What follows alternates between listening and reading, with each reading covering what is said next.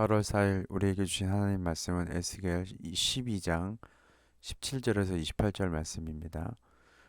여호와의 말씀이 또 내게 임하여 이르시되 인자야 너는 떨면서 네 음식을 먹고 놀라고 근심하면서 내 물을 마시며 이 땅 백성에게 말하되 주 여호와께서 예루살렘 주민과 이스라엘 땅에 대하여 이르시기를 그들이 근심하면서 그 음식을 먹으며 놀라면서 그 물을 마실 것은 이 땅 모든 주민의 포악으로 말미암아 땅에 가득한 것이 황폐하게 됨이라. 사람이 거주하는 성읍들이 황폐하며 땅이 적막하리니 내가 여호와인 줄을 너희가 알리라 하셨다 하라. 여호와의 말씀이 또 내게 임하여 이르시되 인자 이스라엘 땅에서 이르기를 날이 더디고 모든 묵시가 사라지리라 하는 너희의 이 속담이 어찌 됨이냐. 그러므로 너는 그들에게 이르기를 여호와께서 이같이 말씀하시기를 내가 이 속담을 그치게 하리니 사람이 다시는 이스라엘 가운데에서 이 속담을 사용하지 못하리라 하셨다 하고 또 그들에게 이르기를 날과 모든 묵시의 응함이 가까우니 이스라엘 족속 중에 허탄한 묵시나 아첨하는 복술이 다시 있지 못하리라 하라. 나는 여호와라. 내가 말하리니 내가 하는 말이 다시는 더디지 아니하고 응하리라. 반역하는 족속이여 내가 너희 생전에 말하고 이루리라. 나 주 여호와의 말이니라 하셨다 하라. 여호와의 말씀이 또 내게 임하여 이르시되 인자야 이스라엘 족속의 말이 그가 보는 묵시는 여러 날 후의 일이라. 그가 멀리 있는 때에 대하여 예언하였다 하느니라. 그러므로 너는 그들에게 이르기를 주 여호와의 말씀에 나의 말이 하나도 다시 더디지 아니할지니 내가 한 말이 이루어지리라. 나 주 여호와의 말이니라 하셨다 하라. 더는 지체되지 않는 하나님 말씀 제목으로 말씀을 나누겠습니다. 17절 20절의 말씀에 보면 하나님은 에스겔에게 떨면서 음식을 먹고 근심하면서 물을 마시라고 하십니다. 이는 백성의 포악으로 이스라엘 땅이 황폐해지고 예루살렘의 패망으로 사람들이 큰 고통을 겪게 될 것이고 에스겔이 하나님의 말씀대로 행하였던 것처럼 그들이 그렇게 될 것이라는 메시지를 전하기 위함입니다. 그리고 이를 통해 하나님은 여호와이심을 알게 하시겠다고 말씀하시죠.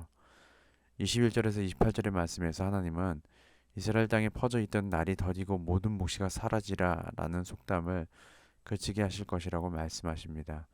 그들의 속담은 하나님의 말씀이 이루어지지 않는다는 말입니다. 그들은 예루살렘 멸망에 대한 예언을 불신했습니다. 오히려 성전이 있는 예루살렘은 안전하다는 허탄한 묵시나 아첨하는 복수를 신뢰했습니다.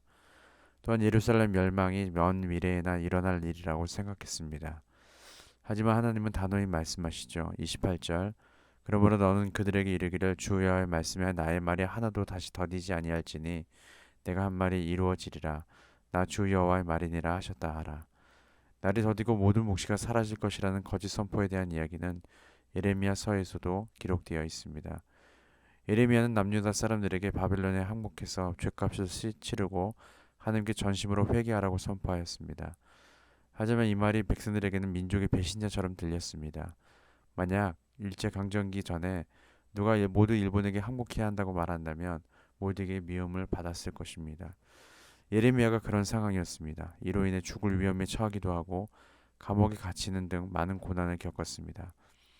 그런데 사실 반대로 생각하면 유다 사람들의 행동이 당연해 보이기도 합니다. 왜냐하면 자신의 나라가 망해야 한다고 외치는 선지자를 누가 믿겠습니까? 이제 나라가 망해야 합니다. 그것이 하나님의 뜻입니다. 이렇게 말하는 자를 과연 그 사람들이 선지자로 인정이나 했을까요? 입장 보고 생각해 봅시다. 너 하는 일이 망쳐봐야 정신을 똑바로 차리지.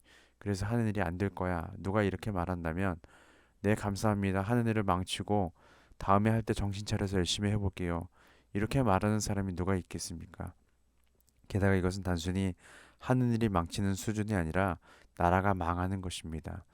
전쟁으로 많은 이가 죽는 것이고 고통과 아픔과 몸부림이 있고 남편을 잃고 아내를 잃고 자식을 잃는 것입니다. 누가 이것을 원할까요? 그런데 예레미야는 이것에 대해서 당당하게 담대하게 외치는 것입니다. 이때 예레미야가 전하는 하나님의 말씀에 정면으로 도전하는 무리가 생겨났습니다. 그런데 이 무리가 이방신을 믿는 무리였다면 유다 백성이 그나마 조금이라도 분별력을 가졌을 텐데 문제는 이들 역시 예레미야와 마찬가지로 하나님의 이름으로 예언했다는 점입니다. 하나냐라는 사람은 바벨론 포로로 가겠지만 하나님께서 2년 안에 곧 돌아오게 하실 것이라고 거짓 선포합니다. 스마야라는 자는 예레미야를 미쳤다고 모함하며 그를 감옥에 가두라고 공문서를 보냈죠.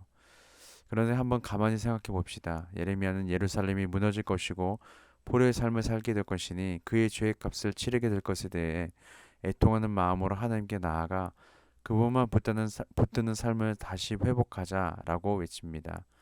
그리고 나머지 거짓 선지자들은 하나님은 그런 분이 아니시고 예루살렘 특히 성전은 무너지지 않을 것이다.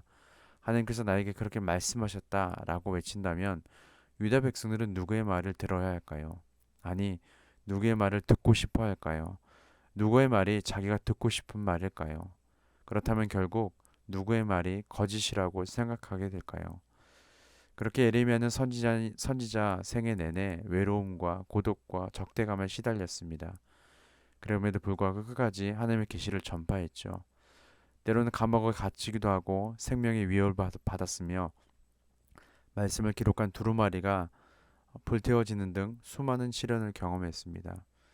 예루살렘이 결국 바벨론에 함락되자 그는 바벨론에 동조했다는 오해로 남아있던 백성들과 함께 이집트로 끌려갔습니다.